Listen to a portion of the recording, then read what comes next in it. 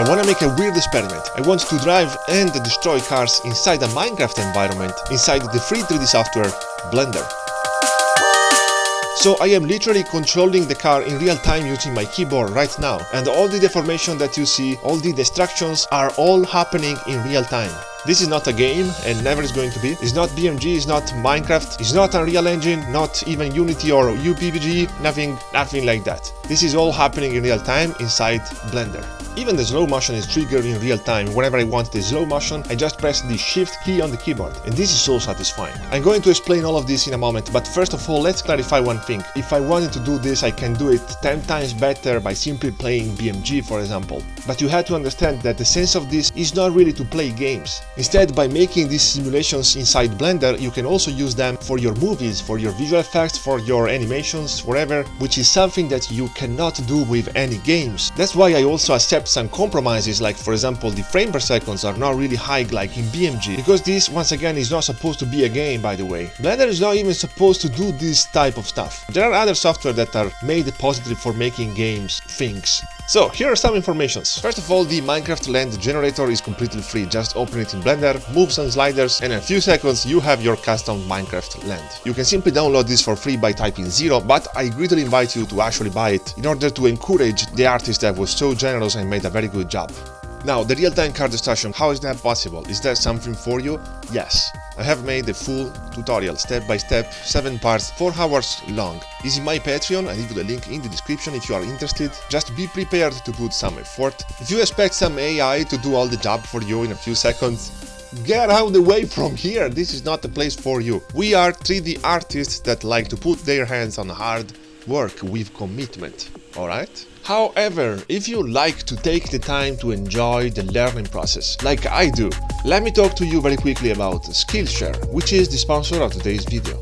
Skillshare is the largest online learning community for creatives and has thousands of classes across literally any topic you might want to learn, like 3D graphics, visual effects, filmmaking, animation, compositing, even freelancing and more. For instance, I find pretty interesting these classes made by Dhruvi Jain, which explains how to make cinematic scenes using the Blender. Now, why should you join Skillshare since there are billions of videos all around the web, right?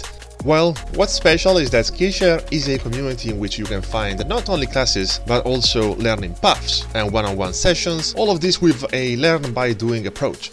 Right now, Skillshare has an offer for you. The first 500 people who join Skillshare using my link in the description instantly get 1 month of Skillshare for free. So let's say you do Skillshare for 1 hour per day, boom! 30 hours of classes completely for free already. So join Skillshare today and start learning something new. Now, how exactly is possible to drive cars in real time in Blender? So here's the thing.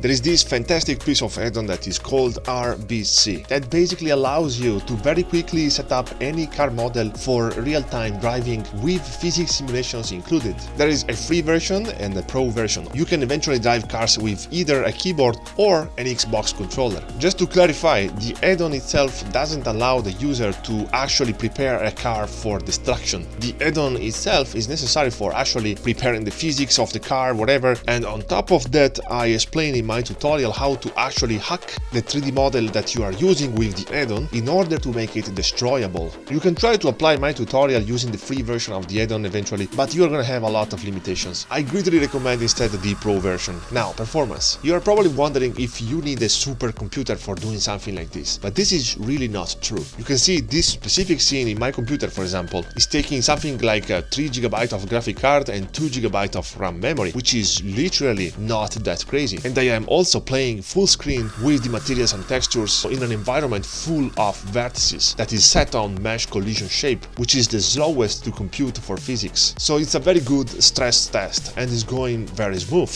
And by the way, there are a lot of things that you can do in order to speed up the performance. For example, first of all, you're going to want to check the amount of geometries. If you activate the statistics in Blender, I use it all the time in order to constantly check how many vertices in total we have in the scene. If you exaggerate with the amount of geometry, of course, it's going to be hard harder. Also, you can use the simplify function of Blender that basically allows you to limit the amount of subdivision level for all objects in the scene that has a subdivision modifier. Also, to drastically improve the performance, you can simply play in solid view instead of seeing the material and textures that actually slow down the performance significantly. You can see the comparison here. In my computer, I was able to reach a maximum of 48 frames per second, which is absolutely wild, and I don't really need it, by the way. Also, caveat, if you need performance, just turn this off. This move by angle, terrible for performance, turn it off. It's the old autos move, in poor words. Now, my Minecraft land wouldn't really interact with my cars, even if this environment is set as a rigid body passive. We cannot really use this as a rigid body collider because basically it's made of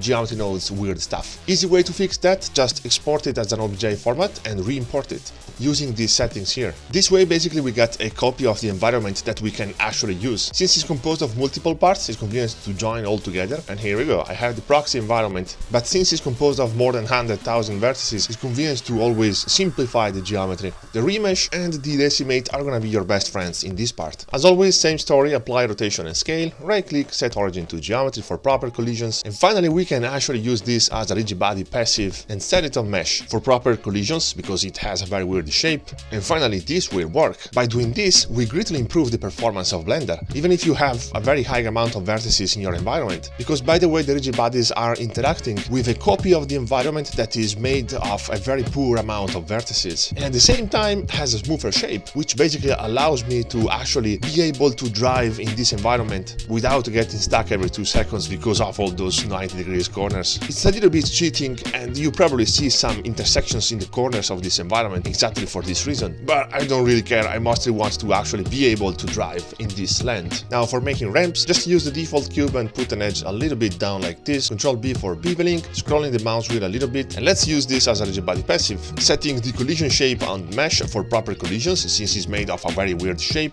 and as always for proper collision let's apply the rotation and scale, set origin to geometry, and let's jump.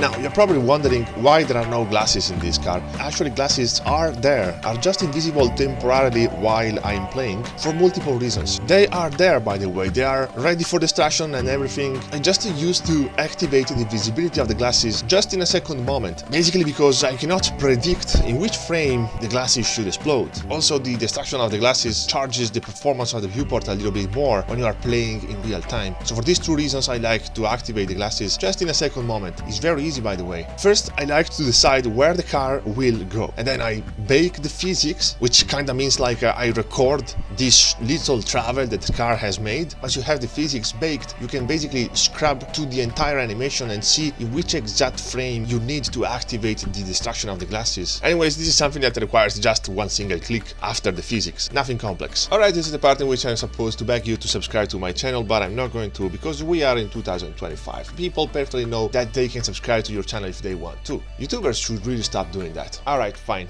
Bye.